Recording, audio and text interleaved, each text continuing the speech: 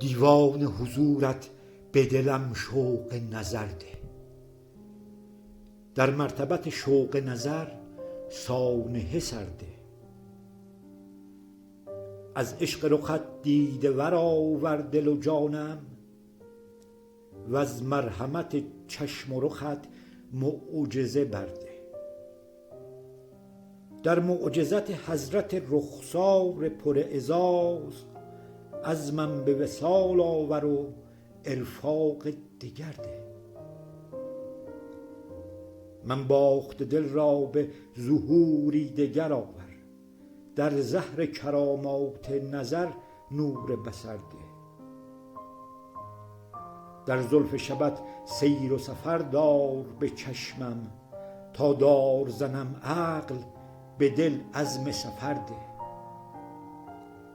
خورشید رخت بخش پی زلف شب خود، گاهم همه سوزان و مرا دیده تر ده. دل را به تسلسل ببر از زلف و لب آنگه، در حیرت و حسرت به دل امید ثمر ده. ایمای لب و دیده به صد فتنه عیان کن، در فتح لبم وعده به امید و ظفر ده. آری چو نباشد دلم از فتنه جانگیر، جان گیر و به غیر دلم اعلان خطر ده. در هر خطری حظ حضور تو بگیرم، گیر از سر من عقل و به جان شور و شرر ده. با شور و شراری که دهی بر دل و جانم، با رنگ خود از رنگ خدا نقش و اثر ده.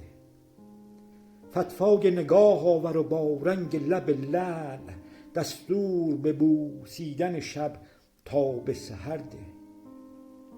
شو مفتی عقل سر من گاه حماسه، بر مفتری بی کسیم حکم حذر ده.